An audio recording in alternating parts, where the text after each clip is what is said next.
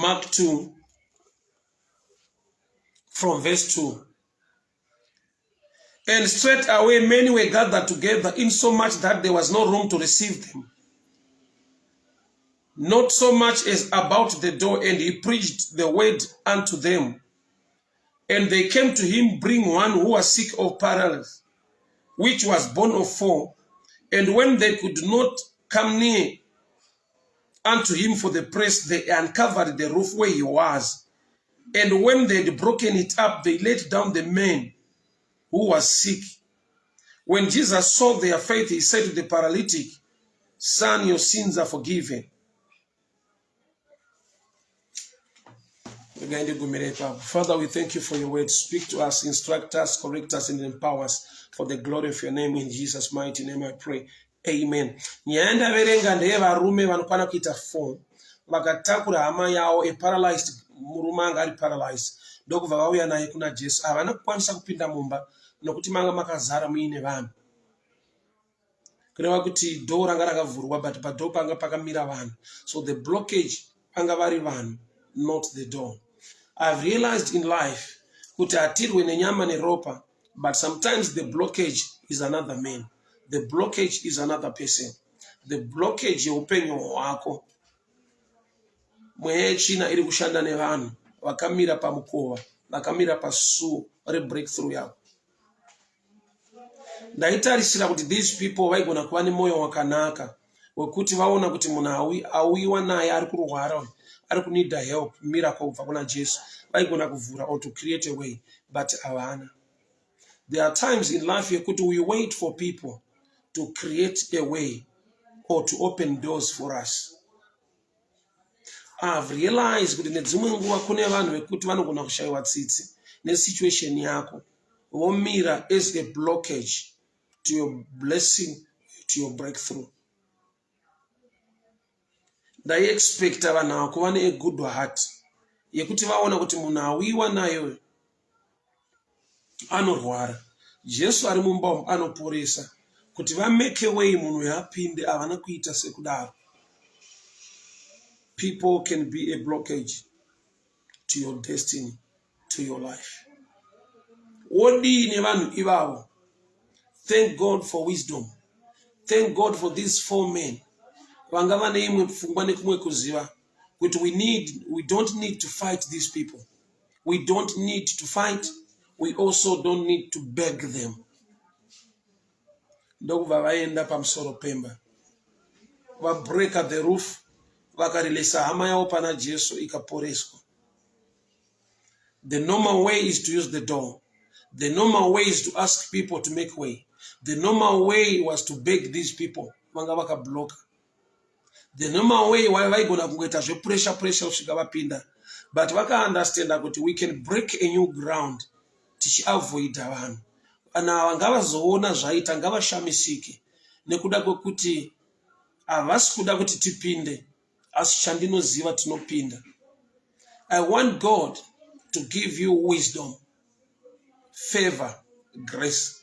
Dzekuti despite blockage yakaitwa nevanhu concerning whatever you want to do, they must be shocked or surprised kuona wava mukati.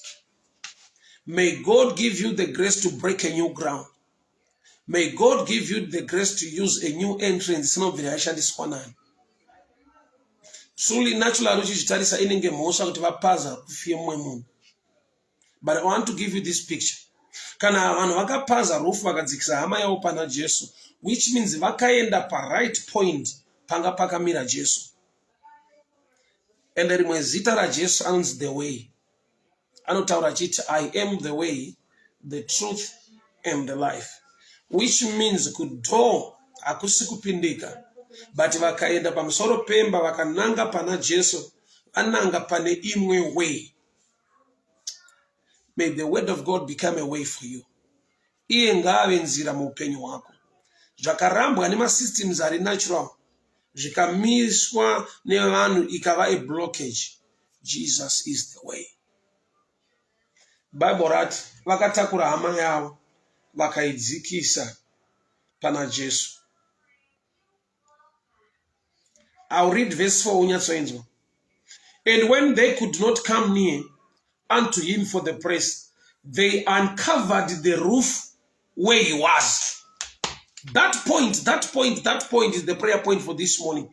They uncovered the roof where he was. They uncovered the roof where he was. Vakavhura denga paanga akamira. Remember, these people are not prophets. These are ordinary people, ordinary men. Vangofunga, vane rudo vafunga kutakura hama yavo kuti vaiendese kuna Jesu. Vatadza kupinda mumba, vakaenda pamusoro pemba, and they uncovered the roof where he was. Uncovered the roof where he was.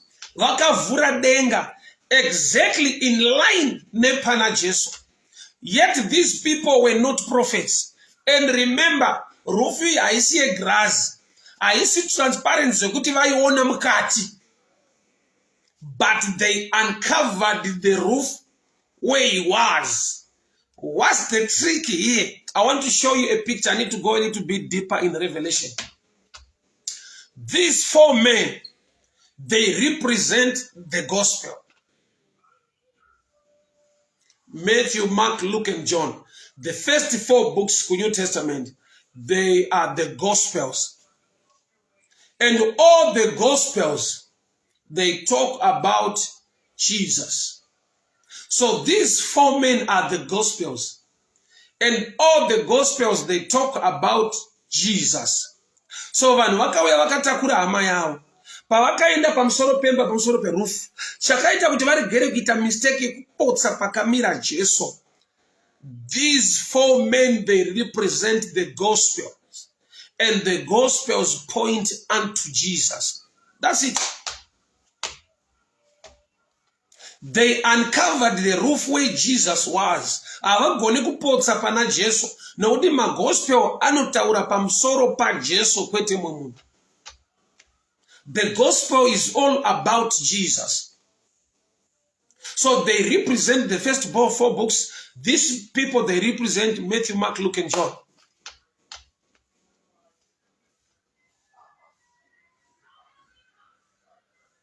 So vakadzikisa hama yavo pana Jesu. Another hint, sei vasina kupotsa pana Jesu. Inhau yekuti zvichida pavakamboedza kurova masides, vainzwa vanhu vari mumba vachicomplaina. But chavakaziva kuti panapa ndo pana Jesu, ndiye bedzi asingagone kucomplaina kana une dambudziko rako kwaari. People of God, I want to pray with you this morning, not to miss your mark. I want to pray you, people of God, this morning, kuti uregere kupotsa paunofanirwa kuenda nepaunofanirwa kusvika nechaunofanirwa kubata. Uye I want to pray with you kuti no matter pane human blockage, pane vanhu vakamira mubusiness, pane vanhu vakamira mune zvaunoda kuita, there are people standing there. Ongoatirwe nenyama neropa, but the devil uses people to be a blockage to whatever you want to do. Ivo varipo vanhu ivavo vasingade kuti upinde. I prophesy you enter by God's grace. Why? Jesus is the way. So andina one way pakuita zvinhu. I've got another way. And that another way is represented by the word. For Jesus is the word. So pavakaenda pamusoro peroof, vakadzikisa hama yavo, they uncovered the roof where Jesus was. Which means pana Jesu pane mukana. Right pana Jesu ndo pane opportunity yako. Vanhu havadi kukupa opportunity, vanhu havadi kukucreatera way, but he is the way. Sister Sylvia Dumbu, may the good Lord bless you. May God make a way for you. Dorothy Sibanda, may God make a way for you. My Jojonya Utore, may God make a way for you. Aganya Binde, may God make a way for you. Lydia Mangisi, may God make a way for you. My Wendita Pera Kudzaitaru, may God make a way for you. Father, in the mighty name of Jesus, I speak blessing, protection, and favor. Mikana mwari kuzarwa kwemasomo upenyu vana venyu. Ngazviendeke, ngachibatike, ngavasvike paunofanirwa kusvika. No matter the blockage, iri pamberi pavo, you are the way, the truth, and the life. People of God, God bless you. Mwari wakuchengete, Mwari wakuwanire nyasha, Mwari wakugonese. Juliet Matogo, God bless you. Mai Mutize, God bless you. Moment Katewe, may the good Lord bless you. Evelyn Debele, God bless you. May God make a way for you. Ernesto Jemuse, I'm coming to Beira. I'll be in Beira, Mozambique. God bless you. Nokutenda Taps, God bless. Genius Makoni, may the good Lord bless you. Tinashe Nyengera, God bless you. Elizabeth Seki Chingwaru Shepherd, Genius Makoni, God bless you. Patricia Mudzitiri, God bless you. Charity Simango, God bless you. Charity Alfonso, God bless you. Jimmy Mashoko, God bless you. Linswell Amos, Melody Mudaranu, Joel Sibanda, Juliet Matogo, Patricia Mauruzai, God bless you. God bless you. Makalani Charity, God bless you. Agnes Musi, may the good Lord bless you. Danmo Dabura, Keresia Munyanyi, God bless you. Mavema Sango, Ellison Lawrence, may the good Lord bless you. May God make a way. May God make a way. Mwaringa wagadzire nzira. Waniri wamukana, create a new ground, break a new ground. Vanhu vakamira a blockage iripo, but ndavanzwa a testimony yekuti you are now inside. Without the help of man, but with the revelation and the blessing of God. May God empower you to enter in the mighty name of Jesus. Amen and amen. God bless you. Bye-bye. Sanganisike zvakare mangwanani pa morning prayer devotion. Mwari vakuitire nyasha zvikuru. God bless you, hama dzangu. Bye bye. So I'll be in Mutare this coming Saturday. I'll be in Watsomba Tsonzo, Watsomba, just around that place, Permission School. I'll be preaching to the ladies, Weko Anglican, the whole Zimbabwe conference for Anglican ladies in Mutare. I'll be ministering 9 p.m. this coming Saturday. Then on Sunday, I'll be preaching right here in Harare, AFM Church in the city center. I'll also be in Durban. 1 September, I'll be in Durban. 24, 25, 26 August, I'll be in Beira, Mozambique. 1 September, I'll be in Durban. God bless you. God bless you.